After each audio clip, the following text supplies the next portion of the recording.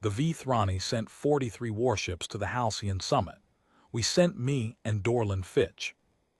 I want to be clear that this was not an oversight. High Command reviewed the delegation roster twice. They knew what they were doing. Dorland was the senior diplomatic attaché for the Outer Reach districts, and I was his quartermaster, which meant I carried the binder, managed the schedule, and made sure he ate at regular intervals.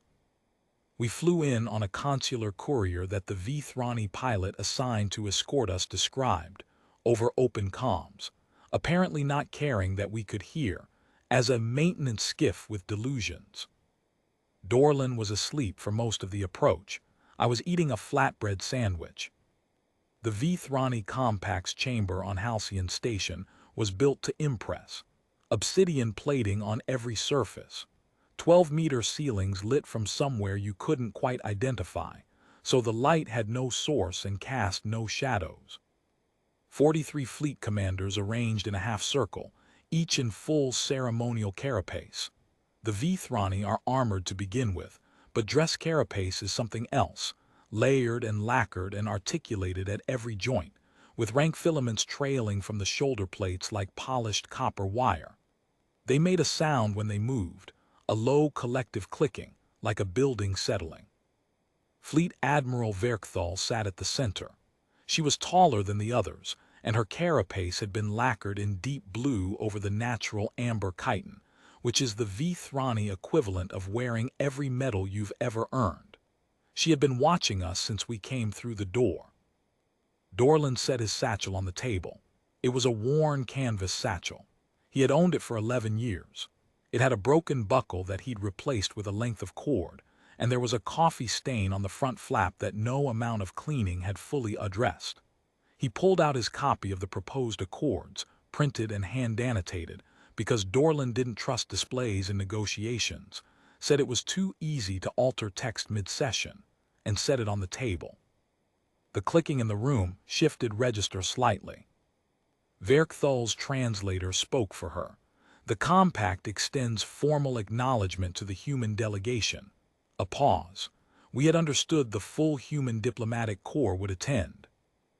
This is the full human diplomatic corps, Dorland said, settling into his chair. For this session. Another shift in the clicking. I opened my binder and found the agenda. Page 1. I slid it across to Dorland and went back to my sandwich. The Vethrani at the far end of the arc, a junior flag captain by his filaments, barely more than a midshipman in their hierarchy, leaned toward his neighbor and spoke quietly. The translator on our side of the table rendered it without inflection. They brought paper. Dorland had heard it. He didn't look up. Easier to share, he said. The session opened. Verkthal laid out the compact's position on the Halcyon buffer zones, the transit rights through the Severin corridor, and the question of the human resupply stations on Kelm 9. She did this with the flat precision of someone who had rehearsed the language several times and was now delivering it with care. It was reasonable. Most of it aligned with what we'd been briefed to expect. I noticed, partway through, that 2 of the junior commanders in the Ark had stopped looking at their displays and were looking at us instead. Not in the way you look at a counterpart across a table, in the way you look at something you're trying to classify. The flag captain at the far end had tilted slightly toward his neighbor again, and though the translator didn't catch that exchange, the clicking that followed was brief and carried the high register tick that I'd already started to associate with amusement. Dorland was taking notes. He had covered half a page in the time it took Verkthal to cover the third agenda item. Then came the part that was less reasonable. She indicated, through the translator, that the compact had reviewed the human military posture in the Outer Reach and found it. She used the Vethrani word that the translator rendered as quaint. The humans had 3 patrol corvettes assigned to the Severin corridor. They were older models, she noted. The compact had 43 warships in the current Summit fleet alone. She said this as information. The clicking in the room had a quality to it that I had started to recognize. It was how the Vethrani laugh. The clicking grew. It spread from the junior end of the arc toward the center like something catching. One of the commanders toward the middle leaned back in his chair, if the Vethrani equivalent of a chair counts as leaning back, and produced what the translator called, unhelpfully, an expression of informal assessment. The flag captain at the end had both secondary arms crossed now, which I gathered was not a posture of deep concern. Dorlin was making a note in the margin of page 3. He had very small handwriting.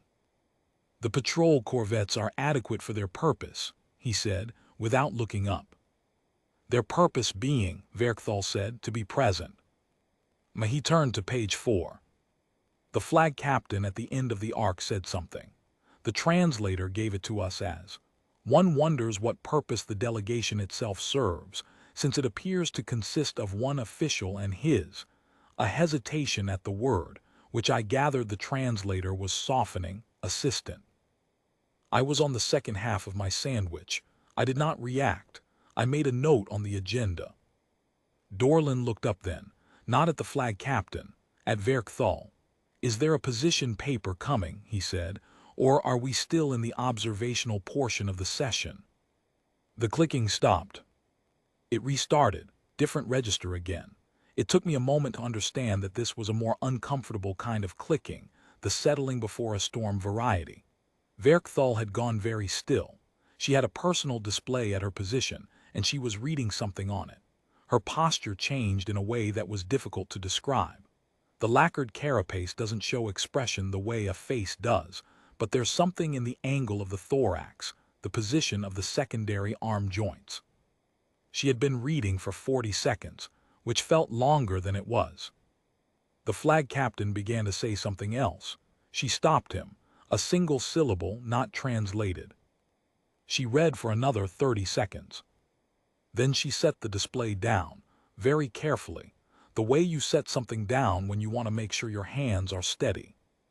"Quartermaster," she said.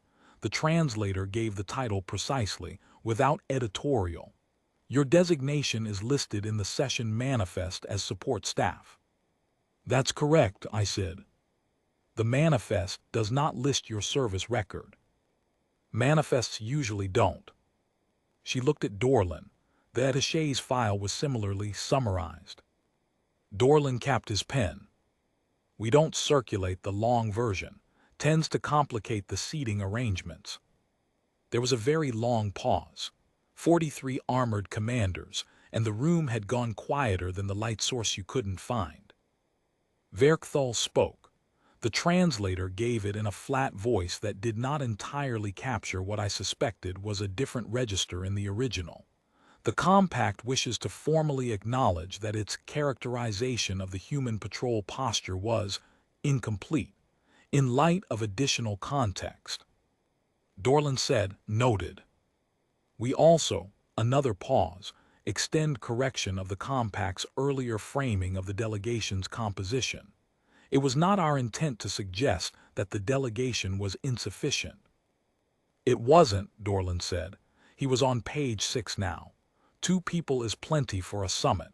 You only need enough people to shake hands and read the document. Everything else is theater."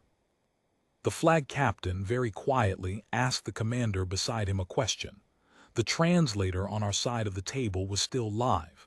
It rendered the answer, the other commander's answer, to the flag captain, without being asked to.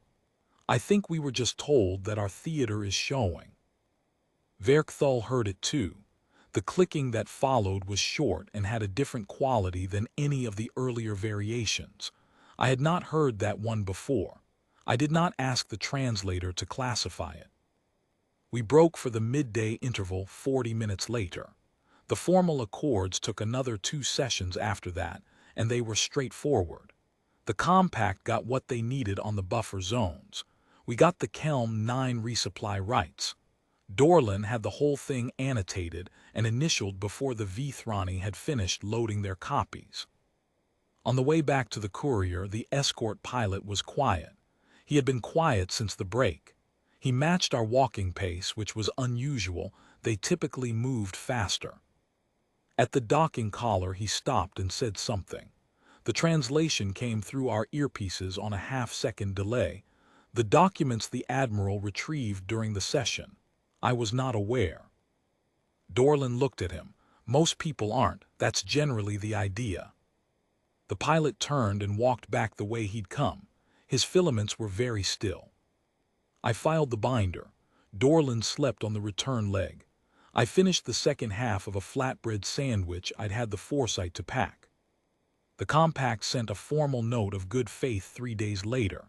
It was addressed correctly to both of us.